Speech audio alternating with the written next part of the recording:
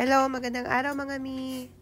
Today, samahan nyo ako sa A Day in My Life ko. Kain tayo ng nilutong breakfast ni Mister. At ito ang aking anak ay tulog pa.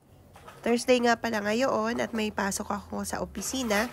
Dahil naka-spring break sila Egon ngayon or bakasyon sila, ay pinag-local leave ko si Mister ko para siya ang magbabantay sa anak ko. At ako ay pupunta sa trabaho. Kaya once a week kasi ay napunta ako doon at pinagre-report ako. So mag-book na muna ako ng Careem dahil ang bus ay 30 minutes pa pala bago dumating. Ayan, 15 dirhams ang charge ng Careem dito. So, i-times 15 yun na lang. Pabango muna tayo bago umalis. Thank you ate sa pabango. At kiss muna ako sa bulilit bago umalis. Ayan, nagmamadali na nga ako at paparating na ang taxi na binook ko. Ito ang aming labas, napakaliwanag, umaga na, alas 8 na dito ng umaga. Yung sasakyan ng aking mister, yung kulay puti, nakapark doon. Hindi yun pala sa kanya, sa kumpanya pala nila yun. At ayan na nga ang taxi, paparating na. So yung bido ko palang taxi ay mula dito sa bahay papunta doon sa metro or yung train, sa train station. Ay, baksuda, metro side, metro side kuya.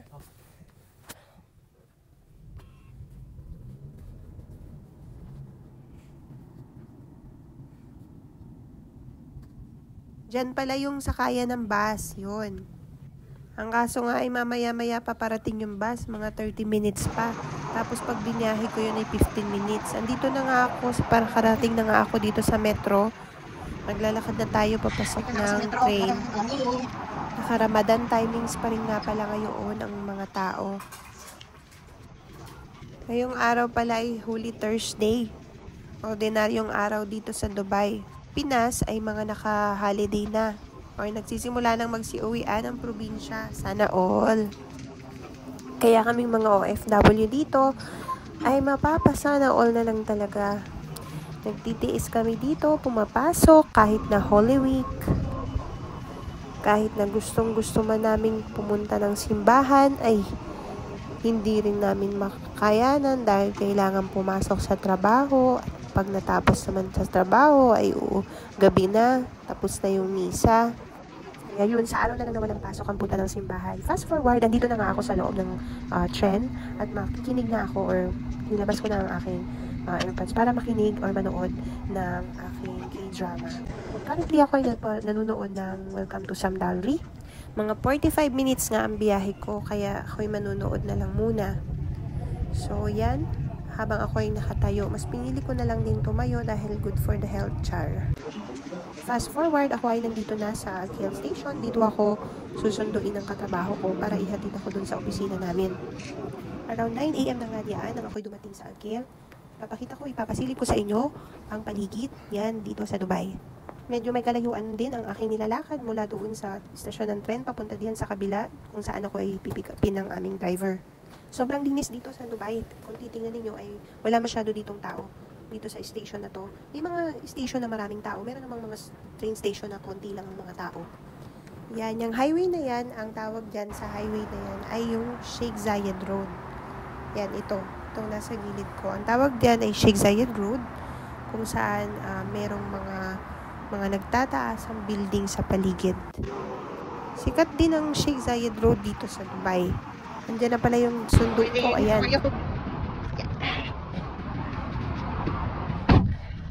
Sorry.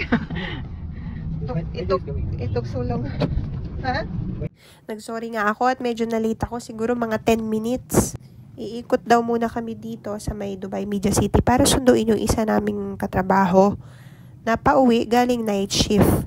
So, i-tour ko na lang din kayo dito sa Dubai Media City. Diyan lang kayo.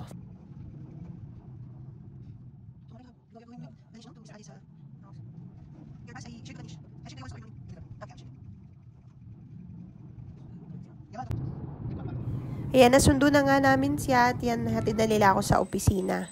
Fast forward, andito na ako sa opisina namin.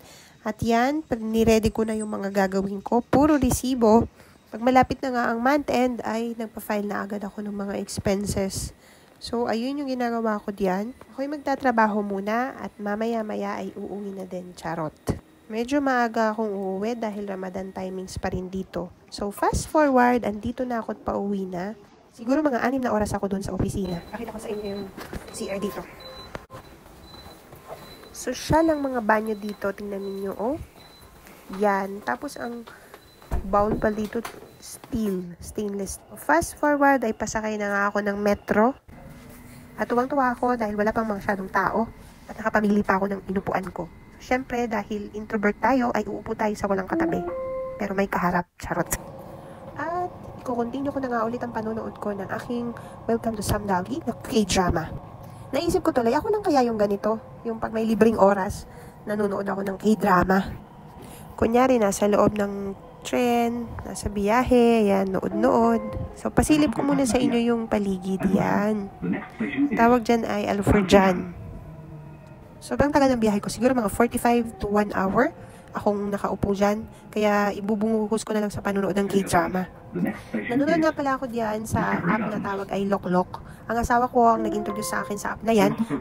Nakakanood ako ng libre. Wala akong binabayaran.